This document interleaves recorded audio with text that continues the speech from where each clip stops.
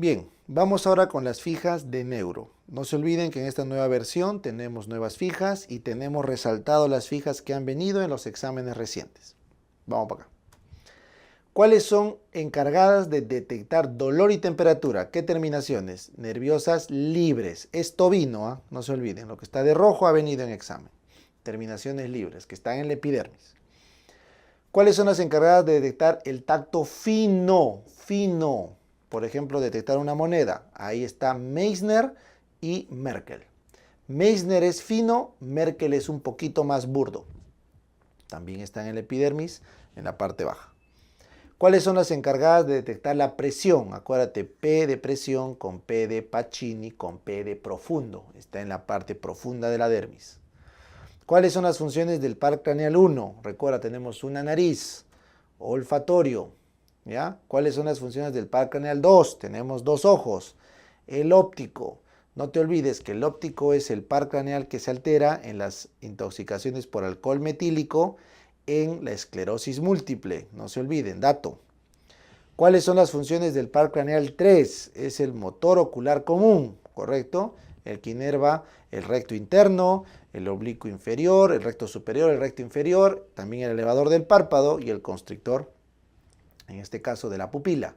No se olviden que el tercer par craneal es el que más se afecta en la miastenia gravis o en el Lamberyton, que son problemas de placa motora. ¿Listo? Vamos acá, ¿cuáles son las funciones del cuarto par? El famoso patético, ¿ya? O troclear, que irriga o que inerva, perdón, el oblicuo mayor, que nos permite mirar hacia adentro y abajo, así, para eso sirve, para mirar adentro y abajo, mirada vertical, ¿ya? ¿Cuáles son las funciones del quinto par? El trigémino, no lo olviden, el trigémino es básicamente sensitivo de la cara. El quinto 1 por el ojo, el quinto 2 por el maxilar y el quinto 3 por el mandibular.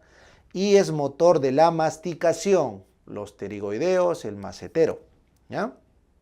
No se olviden que el reflejo timpánico también lo integra el quinto. ¿Cuáles son las funciones del sexto? Acuérdate con X, el motor ocular externo, sexto par craneal, acá. Mirada horizontal, mirada horizontal. ¿Quién era mirada vertical? El cuarto, no te olvides. ¿Cuáles son las funciones del séptimo par? El séptimo es mixto, tiene un componente, es el facial, ¿verdad? El nervio facial. Tiene un componente sensitivo de los 2/3 anteriores de la lengua, tanto para sensación como puede ser para el gusto, ¿no? Sobre todo para el gusto. Y en la parte autonómica tiene que ver con las glándulas salivales, por ejemplo, las glándulas nasales, la parte autonómica, ¿ya? En el núcleo geniculado.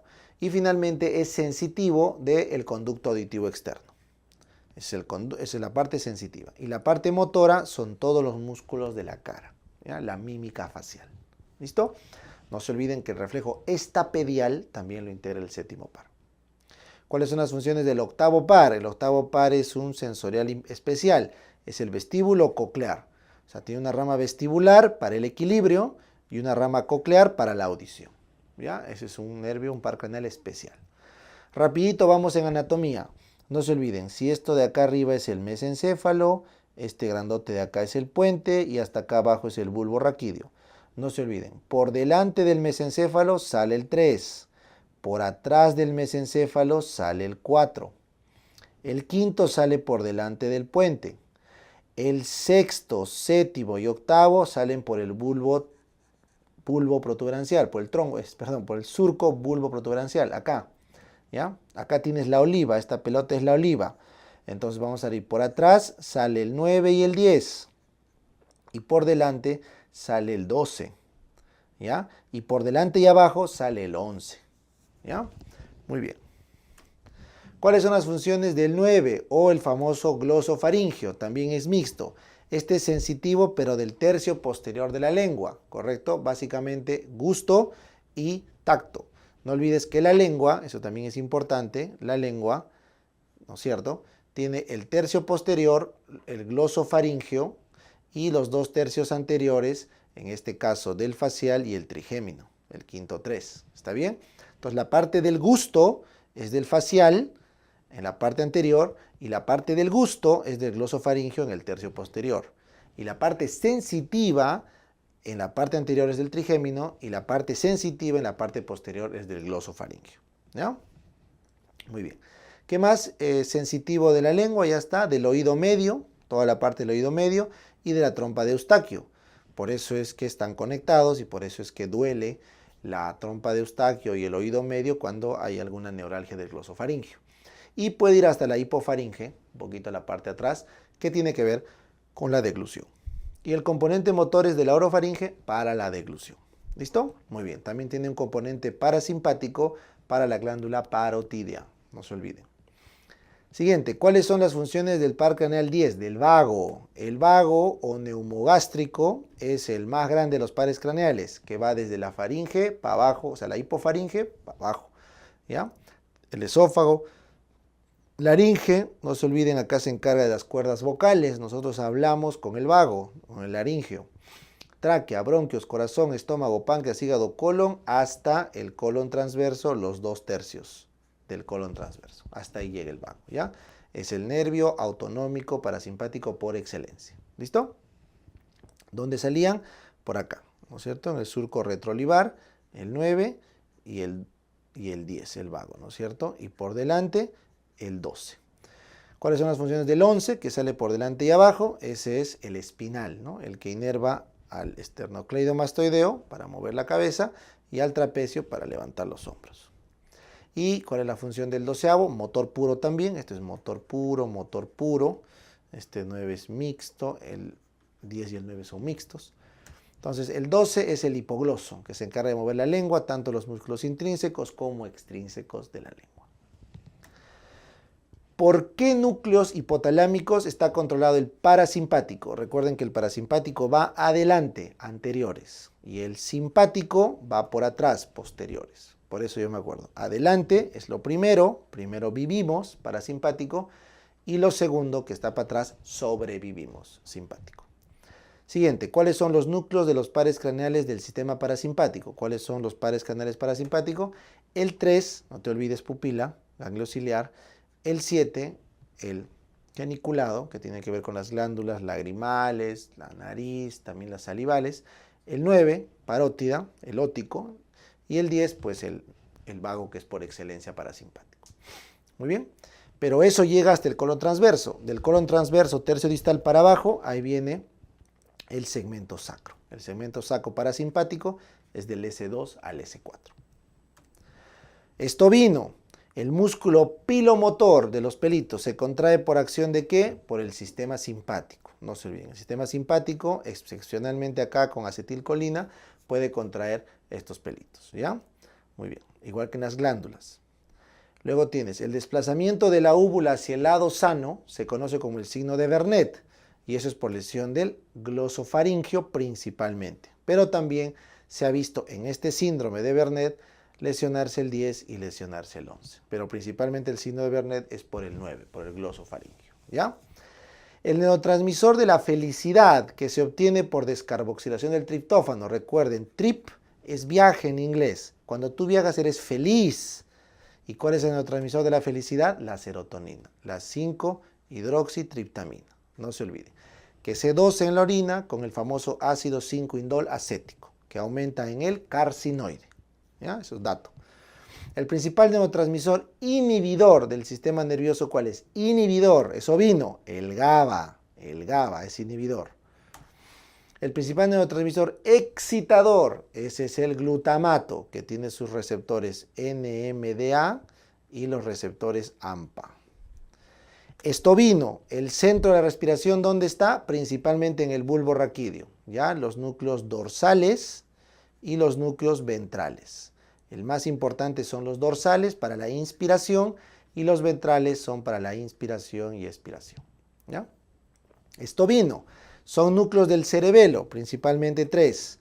El fastigio del flóculo nódulo, que es para el equilibrio, el globoso, correcto, y el emboliforme, estos dos, globoso y emboliforme, que son del cerebelo anterior para el tono muscular, y el dentado, que no ha salido acá, el dentado, que es del cerebelo posterior y es para la coordinación fina. Estovino, La célula que metaboliza el glutamato en el cerebro participa de la barrera hematoencefálica, esa es la célula estrellada o astrocito protoplasmático, porque el astrocito fibroso básicamente es de sostén. Esto vino cuando el impulso nervioso alcanza la membrana presináptica, ocurre la apertura ¿de qué? De los canales de calcio voltaje dependientes. ¿Ya? Esto también vino, las células neuroepiteliales del olfato, ¿dónde se afectan? En el famoso COVID, fue pregunta de examen. Esto vino, el polígono de Willis, ¿quién lo conforma? Fácil, profe, polígono de Willis tengo acá la comunicante posterior, la cerebral posterior, la cerebral anterior y la comunicante anterior. Entonces las cerebrales anteriores con sus comunicantes, las cerebrales posteriores con sus comunicantes. Eso es el polígono arterial de Willis. Muy bien, vamos a ver enfermedad cerebrovascular. Los dos tipos de ictus, ¿cuáles son? Facilito, el isquémico 85% y el hemorrágico 15%. ¿Ah? Esa es la diferencia. Para poder diferenciarlos, esto vino, ¿qué se pide? Se pide TAC sin contraste. ¿Para qué? Para que el hierro de la sangre se pinte solito. Entonces acá tú puedes ver, cuando pinta el hierro, eso es una hemorragia.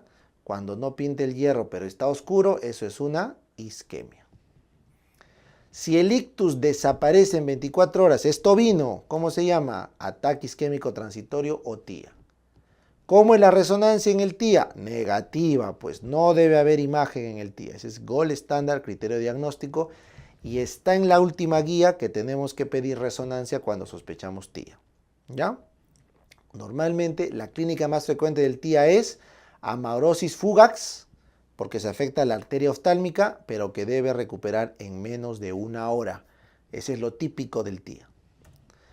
Esto vino, ¿cuáles son los ictus con pérdida súbita de conciencia y una cefalea intensa? Eso es hemorragia subaracnoidea.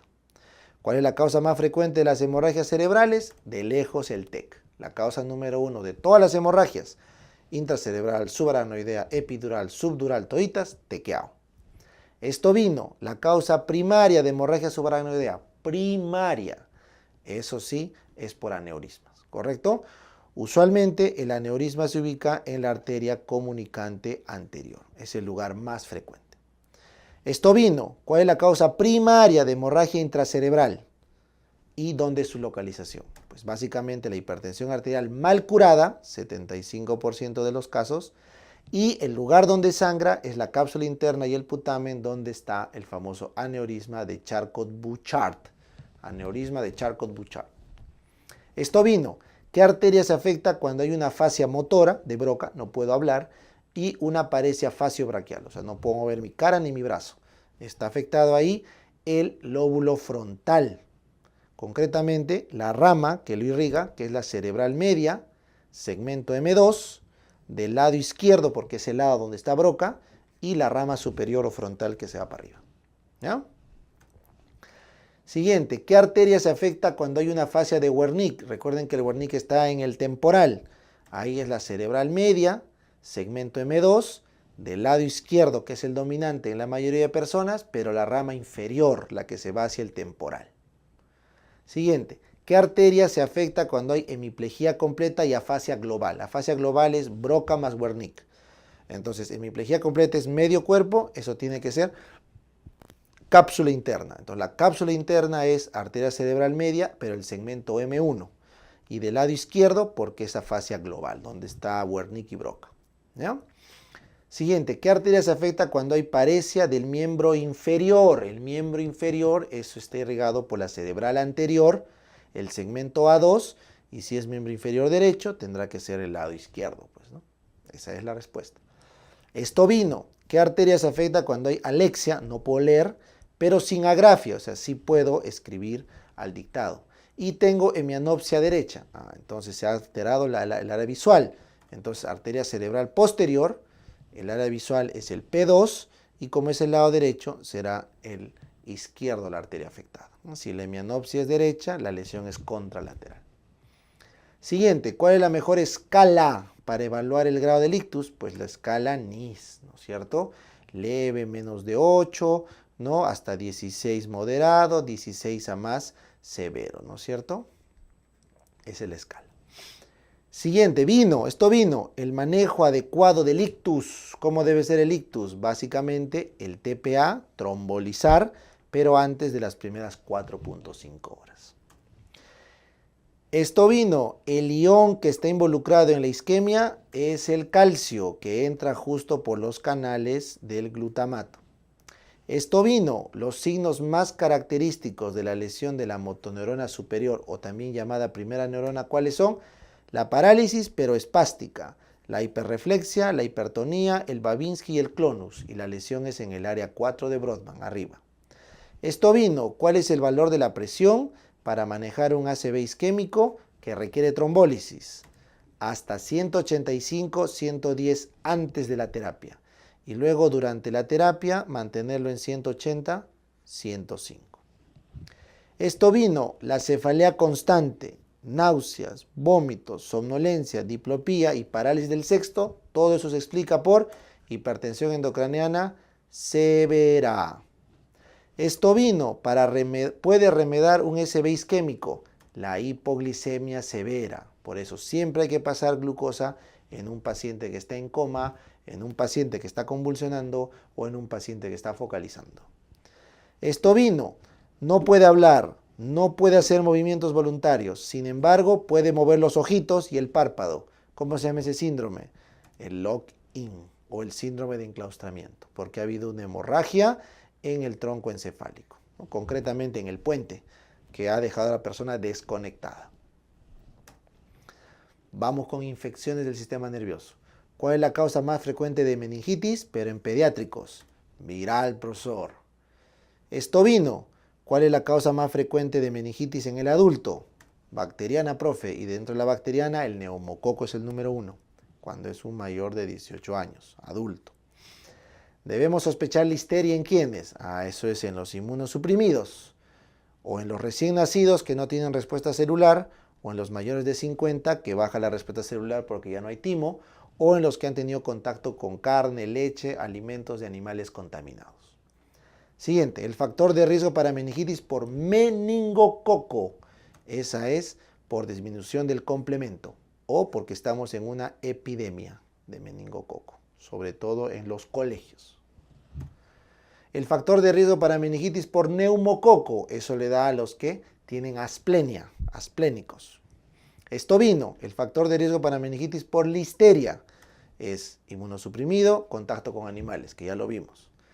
El factor de riesgo para meningitis por hemófilus, eso es para el no vacunado lactante, lactante no vacunado. Esto vino, diplococo gram negativo, ese es el meningococo, diplococo gram negativo. Esto vino, diplococo gram positivo, el diplococo gram positivo, ese es el famoso neumococo. ¿Ya está? Bacilo, ahora bacilo gram negativo, ese es obviamente Escherichia coli, ¿no es cierto? Que esto suele dar en los recién nacidos. Cocobacilo gram positivo, esa es la famosa Listeria monocytogenes, cocobacilo. Esto vino, cocobacilo intracelular, pero gram negativo. Ese es el famoso Haemophilus, que usualmente es el tipo B, el más virulento. MEC viral, ¿cuál es el virus más frecuente? Los enterovirus, toda esa mancha. Ahí tienes los ecovirus, etcétera. Tienes el virus de la polio, enterovirus. ¿Ya? ¿Cuál es el tratamiento en la MEC viral? Simplemente sintomático. La única meningitis que se trata con aciclovir es la del herpes. Esto vino, la MEC por TB clínica tiene como principal, clínica, valga la redundancia, ¿no? La meningitis por tuberculosis tiene como principal clínica que sea una meningitis subaguda, o sea, de más de 7 días de instauración y que siempre le encontremos el foco de contagio, porque siempre es tuberculosis secundaria, ¿ya? Esto vino, el diagnóstico de MEC-TB, ¿qué tiene que tener el líquido cefalorraquídeo? Pues básicamente el ADA alto y se confirma por PCR. No se hace sin Nielsen, no se hace biopsia. El tratamiento de la MEC-TB, ¿qué requiere? Pues un esquema de 1 año. El esquema, isoniazida, rifampicina, piracinamida, etambutol, pero por 1 año. ¿Ya? La MEC por criptococo, ¿eso qué te da? Eso es una cefalea intensa, es la que más cefalea da, muy severo, pero el paciente tiene que ser con SIDA o inmunosupresión severa, criptococo, por ejemplo los trasplantados de órganos. La MEC por criptococo, ¿cómo se diagnostica? Ahí tienes, o la tinta china, que es lo antiguito, o la aglutinación en látex, que es lo moderno. Esto vino, la MEC por criptococo, ¿con qué se trata? Como es un hongo, hay que dar un antimicótico potente, sistémico, anfotericina B, con flucitocina, si no, no agarra. Y el fluconazol es para evitar la recurrencia hasta que suba la inmunidad de los CD4. Siguiente, la triada, cefalea, fiebre y signos meningios, obviamente eso sospechamos meningoencefalitis. Flexionar la cadera al extender la otra rodilla, acuérdate, eso es el signo de Kernick, con K de ni, de rodilla en inglés, ni, Kernick.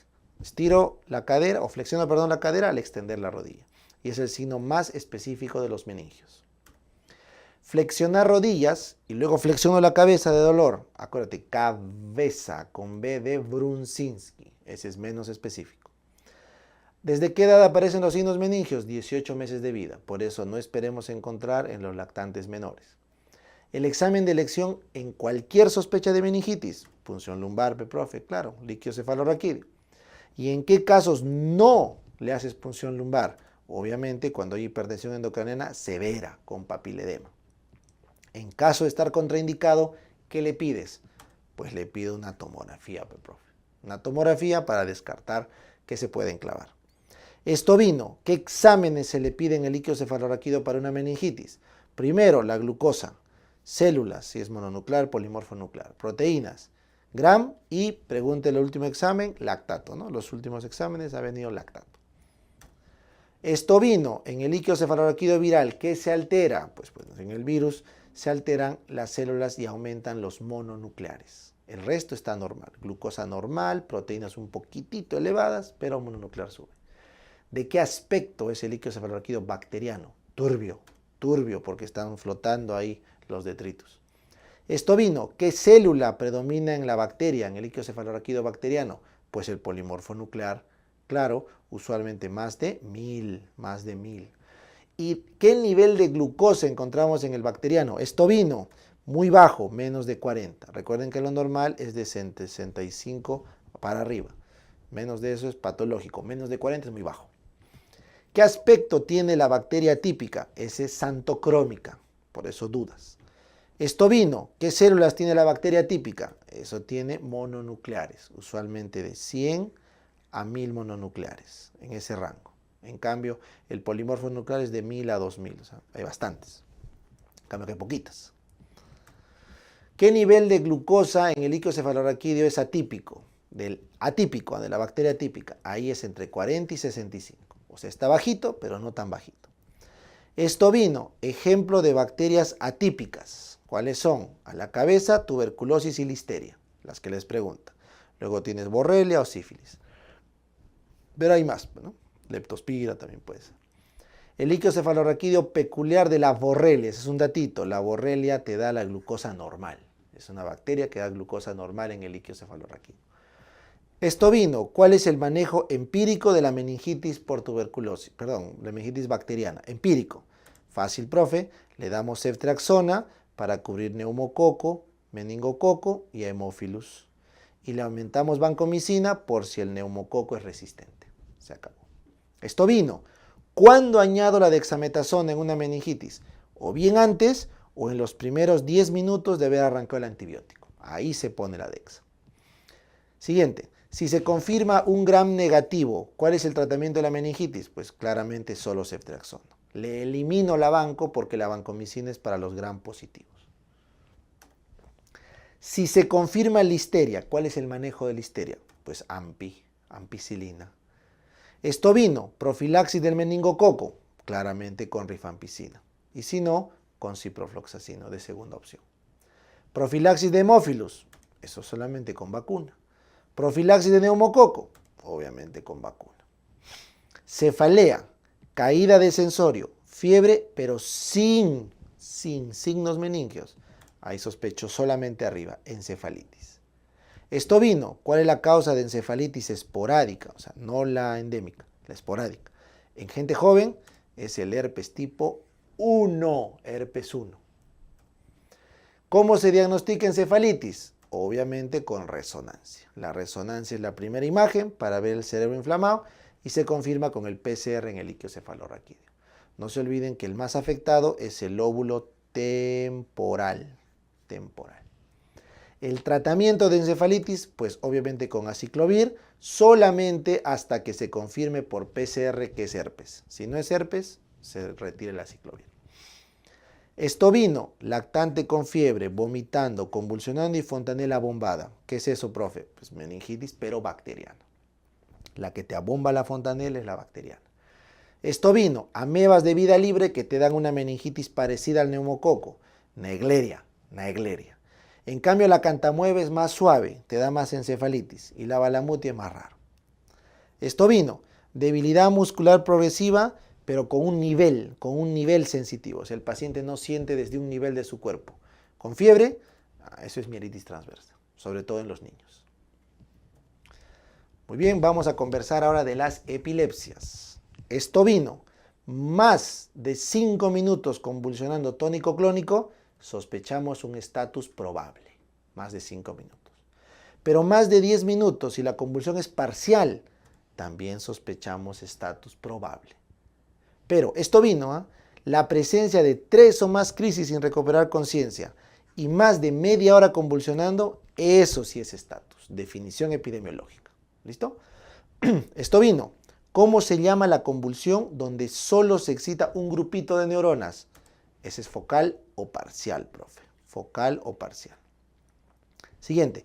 ¿Cómo se llama la convulsión donde se excita toda la corteza? Pues esa es la generalizada, ¿no es cierto? Generalizada. ¿Ya? Muy bien. Estovino, si es una generalizada, pero con actividad muscular, o sea, cuando se mueve, eso se llama tónico-clónica generalizada. ¿Ya? Convulsión generalizada.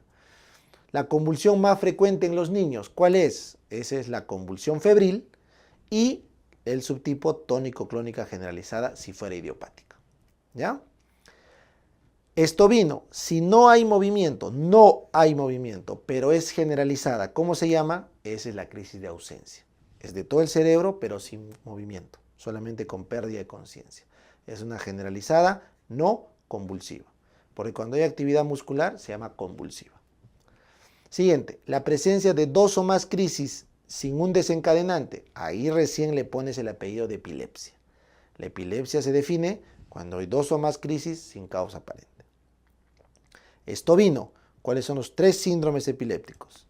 El idiopático, que es por una canalopatía. El sintomático, que es por un daño orgánico en el cerebro, que se puede ver en una imagen. Y el criptogénico es cuando tú crees que es sintomático, pero no lo puedes probar todavía. Siguiente, para el diagnóstico de epilepsia, ¿qué debe hacer? Bueno, primero que nada, profe, la historia clínica, para demostrar las 2 convulsiones sin causa. Luego, profe, su electroencefalograma, para ver el foco, si es focal, generalizada. Y luego, profe, su resonancia con contraste, para descartar que no sea orgánica. Estovino, si la crisis parcial se pierde la conciencia, o hay un fenómeno posictal, o hay automatismos, eso se llama parcial compleja. ¿Ya? La crisis parcial compleja más frecuente de un adulto, ¿por qué es? Por tumores, usualmente del frontal, del parietal o del temporal. Estovino, el manejo del estatus es empírico. Es empírico porque no se confirma el diagnóstico, no se requiere confirmación por electro. La droga de elección para el estatus es lorazepam, es la droga de elección. Pero estovino, si no hay lorazepam, ¿qué le damos? Diazepam. Lo malo del diazepam es que es igual de potente que el lorazepam, pero tiene mayor tiempo de vida media. Por lo tanto, es más tóxico. ¿Cuál es la diferencia del diazepam con el lorazepam? El diazepam, ya les dije, es mayor tiempo de vida media, por ende es más tóxico, y el lorazepam tiene menos tiempo de vida media y es igual de potente. Si no responde a los fármacos de primera línea en un estatus, ¿a dónde escalamos? Pues obviamente nos vamos a fenitoína, que se pone en la otra vía, en la otra mano. Si no puedo fenitoína por algo, valproato, y si no puedo valproato, levetiracetam. Si no responde con eso, lo pasamos a UCI, midazolam y pentobarbital. Estovino, tratamiento de la epilepsia generalizada, ¿con qué es? Eso es con valproato. Si no quieres valproato, topiramato. ¿Ya? También se puede dar la motrigina. también se puede dar levetiracetam. Las crisis de ausencia típicas, ¿con qué se usa? Etosuximida, que es un bloqueante de los canales de calcio. Las crisis típicas, porque las atípicas es con valproato. Siguiente, estovino. En crisis parcial, ¿qué se usa? Pues carbamazepina, si no, fenitoína y último, gabapentina. ¿Ya? Efecto adverso de la carba, básicamente leucopenia, 10% dosis dependiente, y la hiponatremia. Si queremos mantener esto con hiponatremia, o sea, mejor dicho, si queremos mantener algo parecido a la carbamazepina en un paciente con hiponatremia, le podemos dar oxcarbamazepina, que da menos hiponatremia. Efecto adverso de la fenitoína, estovino, básicamente en agudo, ataxia o arritmia. En crónico, hiperplasia gingival, hirsutismo, alopecia y teratogénico. ¿Listo? En agudo, ataxia y arritmia. Y en crónico, hiperplasia gingival. Acuérdate, la fenitoína te vuelve feo, así como Ronaldinho, hiperplasia gingival, hirsutismo, pelos por todos lados, la frente grande. 107. Efecto adverso del ácido valproico. El ácido valproico te da una leucopenia más grave que la carbamazepina, anemia plásica, sube de peso, hipertransaminasemia, defectos del tubo neural y pancreatitis por fármacos. ¿Ya? Estovino. ¿Cuál es el antiepiléptico para crisis parcial? Ojo, que da leucopenia y te bloquea los canales de sodio como mecanismo de acción. Carbamazepina, profe, ¿no? Carbamazepina. Esa es la abreviatura. Antiepiléptico, estovino, para crisis parcial, pero que da arritmia, ataxia, hipertrofia gingival y bloquea canal de sodio como mecanismo. Fenitoína, profe. Y en algunas preguntas, la difenilhidantoína. Así lo pone. Estovino. ¿Cuál es el antiepiléptico para crisis generalizada? Que da hipertrigliceridemia, que bloquea canal de sodio, canal de calcio, aumenta el GABA y también bloquea los receptores de glutamato. Ese es el valproato. Por eso se llama de amplio espectro. Para considerar una crisis febril, ¿cómo tiene que ser ese niño? Sanito. Su cerebro es neurológicamente sano. Estovino. Para considerarse crisis febril, ¿qué edad debe tener el niño? Va entre 6 meses y 5 años, siendo el pico de la edad de las crisis a los 2 años. Estovino. Para considerarse crisis febril, ¿cómo debe ser esa fiebre? La fiebre tiene que ser alta, más de 38.2 inclusive, y la convulsión debe ocurrir o bien un poco antes o bien junto con la fiebre dentro de ese día. ¿Ya? Estovino. ¿Cómo es una convulsión febril? Pero simple. Básicamente dura 15 minutos como máximo, es tónico-clónica generalizada, no hay fenómeno posictal y ocurre máximo una vez al día. El paciente se va de alta sin problemas. Estovino. ¿Cómo es una febril compleja? Pues lo contrario, dura más de 15, es focalizada, hay un fenómeno posictal como amnesia, paresia, somnolencia y puede ocurrir más de una vez al día. Este paciente sí requiere internamiento para estudio de imágenes y electro. Estovino. Un trazado de ipsarritmias. ¿Qué síndrome es? West. Síndrome de West. ¿Y qué clínica tiene? Tiene espasmos de flexoextensión. Estovino. Recibir un fármaco antiepiléptico a dosis tóxica y a pesar de ello no se controlan las convulsiones, hay que suspender ese fármaco y empezar otro de igual eficacia. Se suspende y se cambia por otro. Siempre dar una sola droga. Muy bien, vamos a ver ahora coma. Para evaluar el segundo y el tercer par, ¿qué reflejo se utiliza? Ahí se usa el fotomotor. ¿Por qué, profe? Porque viene el segundo par acá, al quiasma, y de acá salen unos cablecitos hacia los tubérculos cuadrigéminos, y por acá, por el mesencéfalo, sale el tercer par. Ese es el arco reflejo. El tercer par sale por acá. Ahí está. El reflejo, en cambio, corneal, ¿dónde se evalúa? El reflejo corneal es para el quinto 1 y el séptimo, que eso está en el puente. Entonces, el séptimo par entra por acá, el quinto par, el quinto 1 entra por ahí, cuando sientes la córnea, y el séptimo par sale por el surco para cerrar los párpados. ¿Ya? Se evalúa el puente. Si hay lesión en el área frontal, acá arriba, ¿a dónde se van los ojos? Desviación conjugada de la mirada hacia la lesión. O sea, el paciente, sus ojitos, así, miran hacia su cerebro la zona lesionada. Los ojos miran a la lesión. Si hay en cambio lesión del puente, ¿qué hacen los ojos? Desviación conjugada de la mirada contraria a la lesión. Se va para el otro lado. ¿Por qué? Porque se ha alterado el sexto par, que es de la mirada horizontal. Siguiente. Si se lesiona el fascículo longitudinal medial, el que conecta, el fascículo longitudinal medial es este. Conecta mesencéfalo, puente, hasta abajo. Si se lesiona este fascículo longitudinal medial, ¿qué ocurre? Pues básicamente no hay una aducción combinada entre el tercero y el sexto par. O sea, hay una oftalmoplejía, se paralizan los pares, internuclear porque no se comunican los núcleos y la abducción de un ojo no se coordina con la aducción del otro. Entonces el paciente no puede centrar la mirada, ¿no es cierto? No puede mirar a un lado o al otro porque no se están conectando el sexto que mira para afuera con el terce que mira para adentro. ¿Ya? Se llama oftalmoplejía internuclear y cuando esta oftalmoplejía internuclear es bilateral, eso es un signo de esclerosis múltiple. Cuando esto ocurre en gente joven, esclerosis múltiple.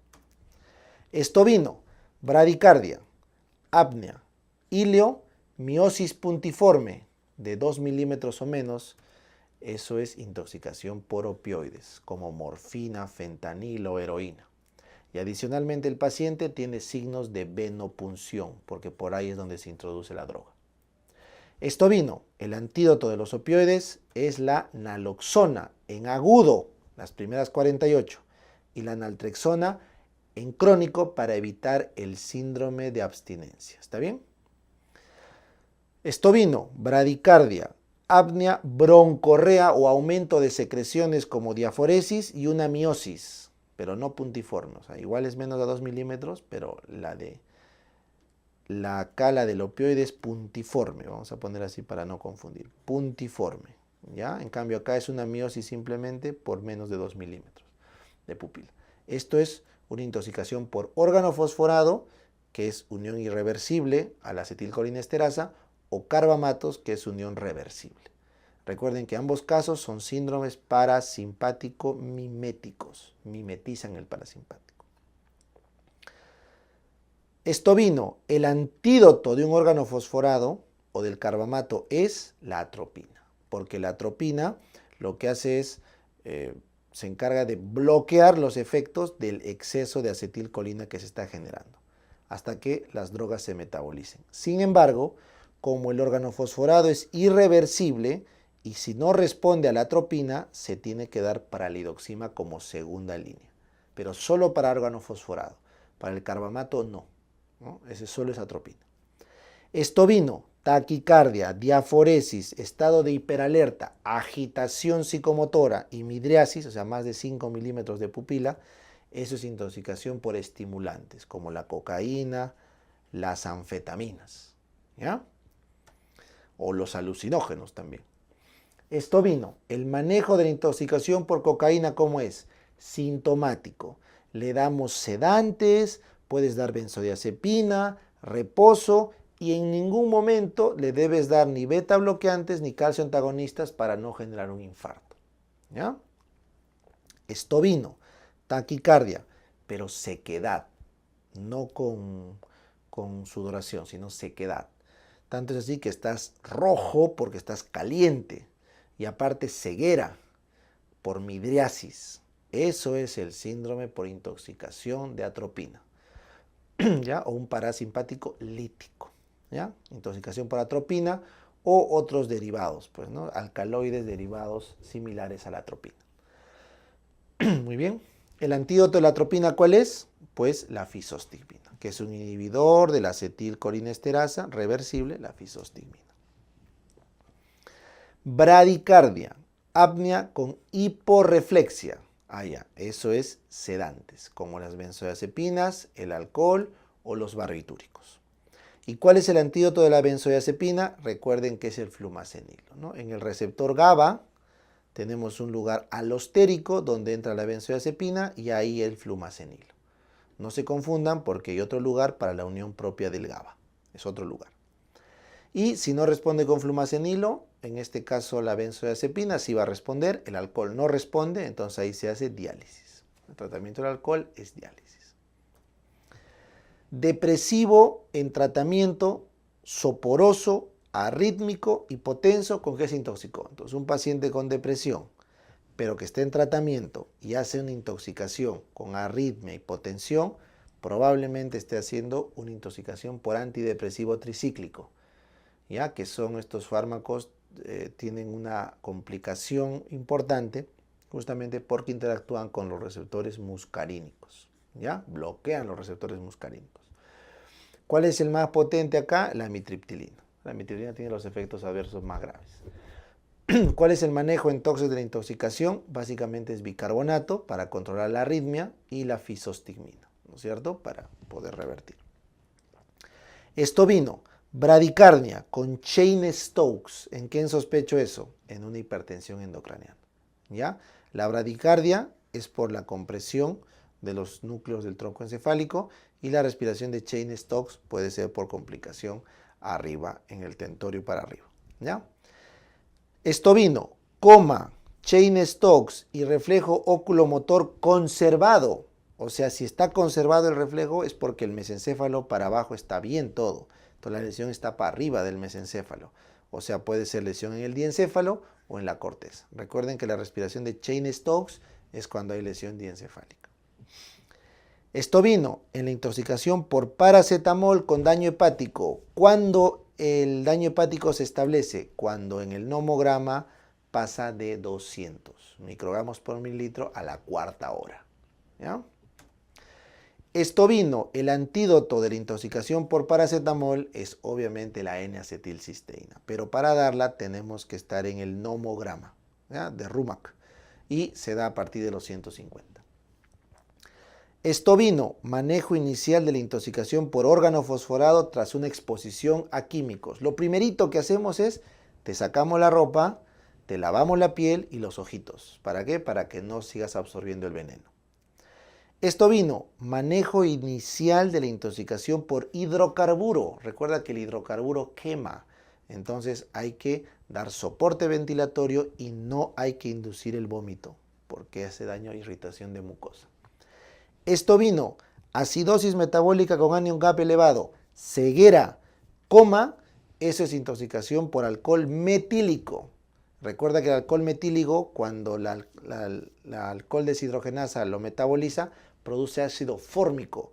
Y el ácido fórmico da la ceguera, da la acidosis, da el coma. Entonces, ¿el antídoto cuál es? El etanol, porque el etanol compite por la enzima y al competir ya no se forma el ácido fórmico, ¿ya? Bien, vamos un poquito de tumores, rapidito. ¿Cuál es la causa más frecuente de un tumor en el cerebro? La metástasis, no lo olviden, lugares múltiples. ¿Cuál es la causa más frecuente? Si te dicen primario, el astrocitoma, usualmente el grado 4 en el adulto, y en el niño el pilocítico. Cefalea global, pulsátil, con vómitos y caída del sensorio, eso pues es una hipertensión endocraniana, ¿no? Sí, tumor de la silla turca en niños, pero que calcifica. Eso es un craneofaringioma, no lo olviden, una lesión celar en niños, craneofaringioma. En cambio, si estaríamos en un adulto, puede ser un adenoma de hipófisis, ¿ya? Un tumor de fosa posterior, pero con vértigo, eso pues es un neurinoma del acústico en el adulto, pero puede ser un méduloblastoma en el niño. Y el tumor del anciano que podemos ver en la placa es un meningioma, porque se calcifica y suele ser en la parte de la hoz del cerebro. Bien, vamos con nervio periférico.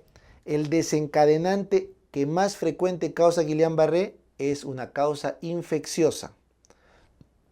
Y la infección más frecuente del Guillain-Barré es un virus, el enterovirus. Pero la infección bacteriana más frecuente del Guillain-Barré es el Campylobacter jejuni, ¿ya? Otras causas de Guillain-Barré pueden ser inmunosuprimidos, vacunas, postquirúrgico o el famoso Zika, ¿no? Son reacciones autoinmunes posteriores y raras. No se olviden que una causa importante de Guillain-Barré en ancianos es síndrome paraneoplásico. paraneoplásico. El signo de la debilidad ascendente que va subiendo se llama la famosa marcha de Landry, que de miembro inferior va trepando. Esto vino la clínica de parálisis simétrica, ascendente, parestesia y arreflexia, eso es Guillain-Barré. Recuerden, la parálisis motora, la parestesia, la sensitiva gamma y la reflexia. No se olviden que en el Guillain-Barré tiene que haber un tiempo determinado, ¿ya? Para hacer diagnóstico. Ahorita vamos a ver. ¿Qué anticuerpos se forman en el Guillain-Barré? Pues anticuerpos contra el gangliósido GM1 de la vaina de mielina de la célula de Schwann, ¿no es cierto? Muy bien. ¿Y cuál es su patogenia del Guillain-Barré? Es una desmielinización inflamatoria aguda contra las células de Schwann. Esto vino, ¿cuánto dura como máximo un Guillain-Barré y en qué día se altera el líquido cefalorraquídeo? El Guillain-Barré dura de 12 horas hasta 28 días en empeorar. Nada más, es un criterio de Brighton. Perdón, y el líquido cefalorraquídeo se altera en la segunda semana, entre el día 7 y 14. Esto vino, ¿cómo se trata el Guillain-Barré? Primero, su inmunoglobulina siempre. Si no tiene, segunda línea plasmaféresis, pero tiene efectos adversos. Y se manda UCI si es que requiere soporte ventilatorio. Polineuropatía mixta, o sea, motora, sensitiva, autonómica. De fibras largas, o sea, que llega hasta el final, en guante y calcetín se llama. Motora, sensitiva y autonómica, crónica y distal. Eso se llama neuropatía diabética. Esto vino, ¿con qué se maneja? Básicamente con duloxetina o pregabalina, ¿ya? Por el dolor que genera. Para confirmar el CIDP, que es la forma crónica del Guillain-Barré, ¿de dónde se hace la biopsia? La biopsia se hace del nervio sural. ¿Y cuál es la lección típica en este CIDP? Básicamente una desmineralización, pero crónica, porque los síntomas persisten por encima o empeoran pasados los 28 días. Y en la biopsia del nervio sural se ven los aros de cebolla, que es justo la mielinización de reparación. Esto vino, hiperreflexia, hipertonía, rigidez espástica, Babinski, clonus, eso es clínica de primera neurona, primera o motoneurona cortical, ¿ya? En cambio, arreflexia, hipotonía, amiotrofia, debilidad o parálisis, en este caso, debilidad muscular, fasciculaciones, ¿ya? También le llaman parálisis flácida, ¿ya? Vamos a hacer el análogo con la parálisis espástica. Parálisis flácida. Fasciculación, eso es clínica de segunda neurona o motoneurona alfa, ¿ya? Esto vino, ¿a qué enfermedad corresponde la lesión de la primera neurona, pero también de la segunda neurona en dos regiones musculares, o sea, miembro superior, inferior? Ya, eso es ELA, esclerosis lateral amiotrófica. Y recuerden, no tiene causa inmunitaria, esta es idiopática, ¿ya? Bien, vamos a ver ahora placa motora. El diagnóstico de la miastenia, ¿con qué test se hace? Con el famoso test de Hedrofonio, ¿correcto? El test de Hedrofonio lo que busca es recuperar la actividad, pero en menos de 5 minutos que se acaba la droga, ¿no es cierto? El paciente pierde otra vez la motilidad. Eso quiere decir que el paciente mejora con un aumento de acetilcolina, ¿ya? Muy bien. Esto vino. En la miastenia, ¿qué anticuerpos hay que dosar? Recuerden que se forman anticuerpos anti-NM. El NM es el receptor nicotínico muscular de la placa motora. Esto vino, si sale negativo el nicotínico muscular, ¿qué otra cosa se mide? Se mide el antimusc, también se mide la titina y otros más, pero el antimusc es el más importante. La miastenia gravis, ¿qué patrón te da en el electromiografía? Pues un patrón de placa motora, donde el músculo se debilita a medida que lo vas estimulando. Esto vino, la parálisis rápidamente progresiva, pero de pares craneales, o sea, de arriba abajo, hasta llegar a la apnea. ¿A qué toxina corresponde? Ya, esta es la toxina botulínica, ¿ya? Este cuadro ocurre rápidamente en menos de 48 horas de la intoxicación. El botulismo, ¿en quién es más frecuente? En lactantes de 6 meses porque no tienen desarrollado anticuerpos contra la toxina. El tratamiento médico de la miastenia, ¿con qué es? Médico, pues básicamente piridostimina. Acuérdate con P de primero. Lo primero que se da es un inhibidor de la acetilcolinesterasa, piridostimina. El tratamiento del Lamberitón es con piridostimina, sí, pero ¿qué más hay que dar? Hay que dar guanidina. La guanidina es un medicamento que aumenta la excitabilidad de la neurona.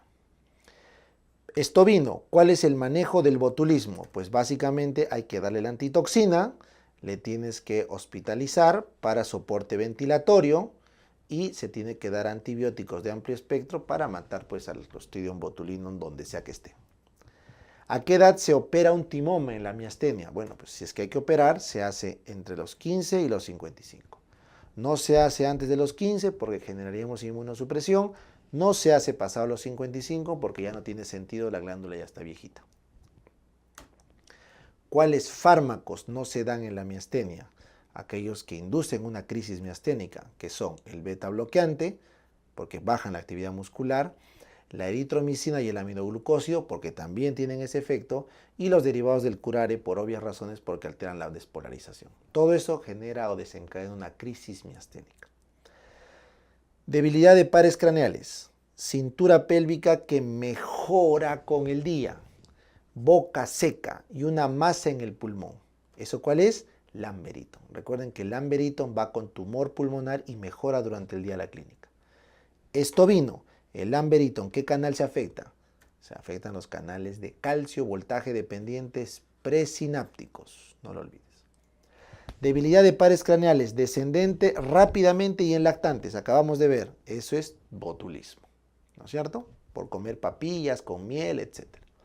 Estovino, en el botulismo, no se permite la liberación de ¿qué neurotransmisor? Pues obviamente la acetilcolina. ¿Por qué? Porque se ha bloqueado la vesícula. Se ha bloqueado la vesícula. Estovino, debilidad de par craneal descendente, que empeora con el día, sin boca seca. Y hay una masa en el mediastino, como un timoma. Ah, ya, profe, miastenia gravis. Esto usualmente es en mujeres de alrededor de 30 años. Estovino, ¿qué receptor se afectan en la miastenia? Pues obviamente el nicotínico muscular postsináptico, ¿no? La membrana postsináptica muscular. Estovino, ¿qué neurotransmisor funciona con el receptor nicotínico? Pues la acetilcolina. Recuerden que tienen que unirse dos acetilcolinas para que se abra el canal de sodio voltaje dependientes, el nicotínico muscular. Estovino, el Clostridium capaz de producir la toxina con cuadro neurológico es el Clostridium botulinum. ¿Ya? Es el Clostridium que da la toxina causante del botulismo. El otro es el Clostridium tetani, ese del tétanos. ¿Ya? Muy bien, vamos a conversar ahora de disquinesias. Vamos a conversar de disquinesias. Un temblor esencial, distonía, atetosis, coreas, mioclonos y tics, todo eso ¿cómo se llama? Estovino, se llaman disquinesias. Estovino, las drogas más asociadas a blefaroespasmo, que es un tipo de distonía, son los bloqueadores del receptor D2, sobre todo el haloperidol y la metoclopramida, que son los típicos, ¿ya? De primera generación. El neurotransmisor secretado en la sustancia negra, segmento A9, eso es la dopamina. La sustancia negra produce la dopamina, no lo olviden. ¿Qué se produce cuando baja la dopamina? Pues se produce la hipoquinesia, que eso es lo que explica el parkinsonismo. ¿Y qué se produce cuando aumenta la dopamina? Pues ocurre la hiperquinesia, lo contrario. ¿Cuál es la causa más frecuente del parkinsonismo primario? O sea, el que no se sabe la causa, pues se llama enfermedad de Parkinson, es lo más frecuente. Tenemos otros, de degeneración combinada subaguda, degeneración córtico-basal, la atrofia multisistémica, etc. Pero la más frecuente es enfermedad de Parkinson. La causa más frecuente de parkinsonismo, pero secundario, ya, profe, es por fármacos. Los bloqueantes D2, que son la haloperidol, la metoclopramida, la chlorpromazina. Estovino, temblor de reposo, rigidez en rueda dentada, bradiquinesia, marcha festinante, profe, eso es parkinsonismo. Correcto. Estovino, el signo que más discapacita en el Parkinson es la bradiquinesia, porque el viejito queda paralizado. Estovino, el tratamiento de lesión en el Parkinson depende de la edad. Si eres mayor a 70 años, levodopa con carbidopa, ¿correcto? Si no, se da ropidinol, pramipexol. La lesión del subtálamo, esto vino, está manifestado por un hemivalismo contralateral a la lesión. Y recuerden que el subtálamo lo irriga la arteria cerebral cerebral posterior, segmento P1. Esto vino, el tratamiento del temblor esencial, o sea, el que no es del parkinsonismo, es con propranolol. Y este temblor suele aparecer en gente joven, ¿ya? Muy bien, rapidito les pido que recuerden por favor este sistema extrapiramidal. Tenemos acá la sustancia negra que produce dopamina. Esta dopamina actúa por dos vías. Una vía que estimule el movimiento, que es la vía D1, y una vía que inhibe el movimiento, que es la vía D2.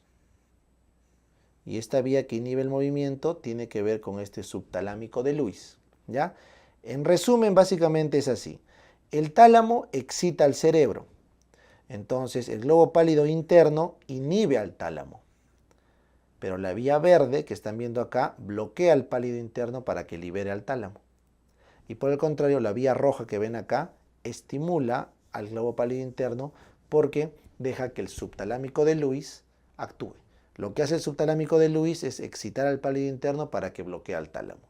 Por eso yo les digo, el subtalámico de Lewis es el archienemigo del tálamo, porque lo bloquea, pero a través del pálido interno. ¿Ya? Vamos con un poco de demencia. ¿Cuáles son los criterios para trastorno neurocognitivo mayor, que era lo que antes se conocía como demencia? Pues fácil.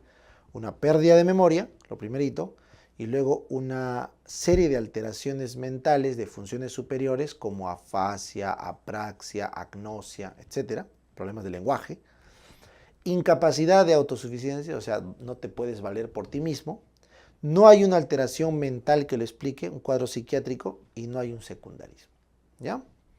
Esto vino, disminución cognitiva, problema cognitivo. Pérdida de memoria y problemas de aprendizaje, eso es demencia. ¿Correcto? Esto vino, la demencia más frecuente, ¿cuál es? Alzheimer, típico de personas mayores de 65 años, usualmente mujeres. La demencia se evalúa con qué test. Bueno, hay varios, pero el más frecuente es el Mini-Mental de Folstein. ¿Qué contiene el tratamiento de Alzheimer? Pues primerito que nada, aducanumab para los casos leves. Luego ribastimina, galantamina. Si no puedes eso, das donapecilo, y para casos severos, memantina. ¿Ya? Recuerden que el aducanumab es un monoclonal. Ribastimina, galantamina, donapecilo son inhibidores de la acetilcolinesterasa centrales, y la memantina bloquea los receptores NMDA y AMPA. ¿Qué aparece en la biopsia de un Alzheimer? Pues básicamente dos cosas. Los ovillos neurofibrilares por proteína tau, ¿correcto? Y la placa beta amiloide en la sinapsis.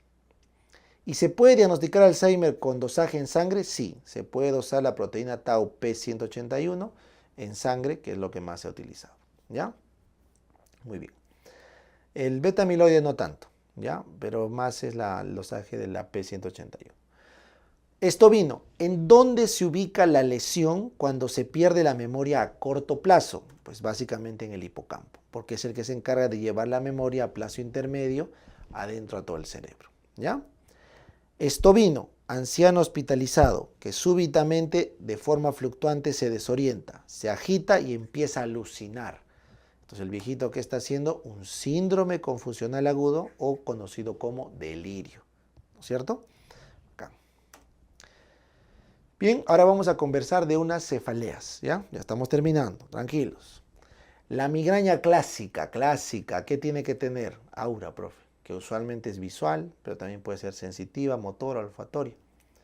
¿En qué porcentaje las migrañas tienen aura? Tan solo en un 12%. El resto de migrañas son las migrañas comunes, 88%. ¿Cuál es la migraña más frecuente? Entonces, la común, la que no tiene aura, 88%. Esto vino, cefalea en medio cráneo, pulsátil, con náuseas, con vómitos, con fotofobia, con sonofobia. Ah, pero profe, eso es migraña común sin aura. Esto vino, cefalea hemicránea, pulsátil, con náuseas, con vómitos, fotofobia, sonofobia, pero escotomas o alteraciones neurológicas, dentro de la primera hora de la cefalea, eso es el aura. Migraña clásica con aura. Estovino, si el aura es vértigo, tinnitus o caída del sensorio, eso es atrás. Se llama migraña clásica atípica o basilar. Estovino, cefalea retroocular del ojito intenso varias veces al día, con lagrimeo, con rinorrea y en varones, eso es cefalea en racimos, también llamada la cefalea histaminérgica de Horton. Estovino, ¿cuál es el tratamiento escalonado en la migraña? Pues arrancamos con AINES, el que mejor funcione, luego trepamos a triptanos, y si no mejora con eso, podemos estar frente a un estatus y le damos por vía endovenosa ketorolaco, triptán, sumatriptán, algún sedante como la clorpromacina y corticoides. Listo. Estovino, cefalea en vincha en toda la cabeza, opresiva, leve a moderada, que no empeora con el ejercicio y que te permite trabajar. Esa es la cefalea tensional. Estovino, ¿cómo se maneja la cefalea tensional? Pues AINES, paracetamol al inicio. Si no mejora con esto, puede requerir manejo por psiquiatría o puede requerir manejo por terapia física. ¿Ya? Listo, terminamos.